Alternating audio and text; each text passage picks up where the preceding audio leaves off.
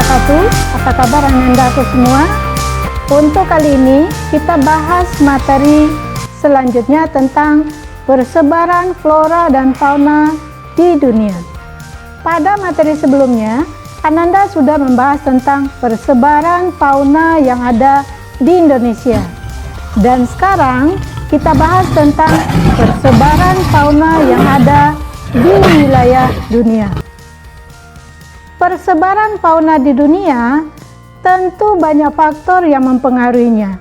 Kita lihat kondisi permukaan bumi dari kutub utara sampai kutub selatan dan dari barat sampai timur tentu akan mempengaruhi terhadap persebaran fauna yang ada di dunia.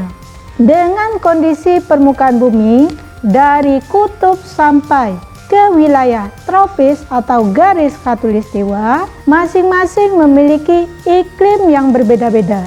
Dengan iklim yang berbeda ini serta tanah dan air yang berbeda tentu akan mempengaruhi terhadap persebaran fauna yang ada di permukaan bumi ini. Yang pertama, menurut Wallace, di permukaan bumi kita ini dibagi atas 6 pembagian fauna dunia. Yang pertama, oriental. Yang kedua, paleartik. Yang ketiga, australis. Yang keempat, neartik. Yang kelima, neotropik. Dan yang terakhir, Ethiopian. Kita akan membahas masing-masing kawasan ini. Untuk 6 kawasan fauna dunia bisa kita singkat dengan OPA, NEA, NEO, ETI. Oriental, paleartik, australis, neartik, neotropik, dan Ethiopian. OPA, NEA, NEO, ETI. Baik Anandaku semua, kita bahas yang pertama, oriental. Wilayah-wilayah oriental diantaranya adalah wilayah Asia Tenggara, termasuk wilayah Indonesia bagian barat. Karena memang Indonesia bagian barat dahulu merupakan bagian dari benua Asia, sehingga fauna atau hewan-hewan yang berada di benua Asia bergerak menuju wilayah Indonesia. Dengan iklim yang panas atau tropis dan suhu yang sejuk, tentu akan mempengaruhi karakteristik fauna-fauna yang ada di wilayah oriental ini. Contohnya yang pertama, badak bercula 1. Yang kedua, gajah. Yang ketiga, harimau Sumatera. Yang keempat, bekantan. Yang kelima, tapir. Dan banyak lagi yang lainnya. Itulah fauna oriental. Yang kedua, P, paleartik.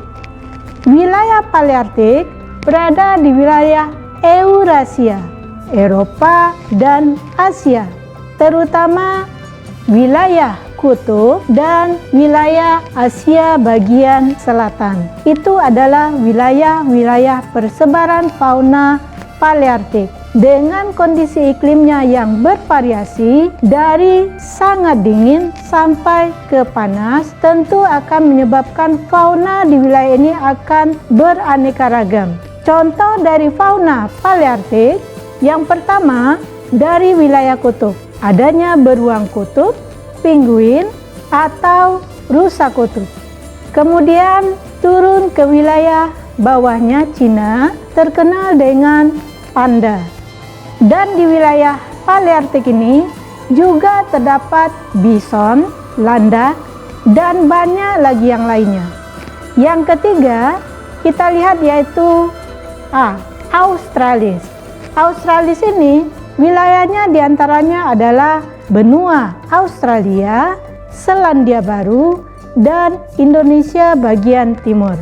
Khusus untuk hewan-hewannya, contohnya adalah kanguru, burung cendrawasih, koala, buaya, dan burung kasuari, serta banyak lagi fauna-fauna yang berada di wilayah Australis. Kemudian wilayah Nearktik. Wilayah Nearktik ini berada di wilayah Amerika Utara. Pada umumnya, di wilayah Nearktik ini hutannya adalah hutan gugur, hutan taiga, dan hutan padang rumput. Contoh hewannya adalah bison, karibau, salamander, beruang coklat, berang-berang, dan banyak lagi yang lainnya. Yang kelima adalah neotropik. Wilayah neotropik ini berada di wilayah Amerika bagian selatan, termasuk wilayah Meksiko bagian selatan. Wilayah ini dipengaruhi oleh iklim tropis sampai iklim sedang, tentu akan mempengaruhi keanekaragaman fauna di wilayah neotropik. Contoh dari fauna neotropik: 1. Adanya kukang. 2. Armadillo. 3. Adanya ikan piranha. Adanya ular anaconda dan belut listrik. Dan terakhir adalah persebaran fauna Ethiopian. Wilayah fauna Ethiopian itu mencakup benua Afrika dengan iklim yang beragam, menyebabkan fauna di wilayah Ethiopia ini juga sangat banyak dibandingkan dengan wilayah-wilayah lainnya. Contohnya yang pertama, kuda Nil. Yang kedua, adanya cheetah. Yang ketiga, gajah Afrika. Yang keempat, burung onta. Yang kelima, zebra. Yang keenam, singa. Sebenarnya banyak lagi hewan yang lain yang dapat kita pelajari dan kita pahami di wilayah Ethiopian ini. Bagaimana anandaku semua? Sudah paham dengan persebaran fauna yang ada di dunia? Jadi kesimpulannya, yang pertama, faktor yang mempengaruhi persebaran fauna di dunia, yang pertama dari iklim, 2 dari tanahnya, yang ketiga dari banyak atau sedikitnya air yang ada di wilayah tersebut. Bagaimana anandaku semua? Untuk lebih memahami materi ini, mari kita kerjakan latihan ini.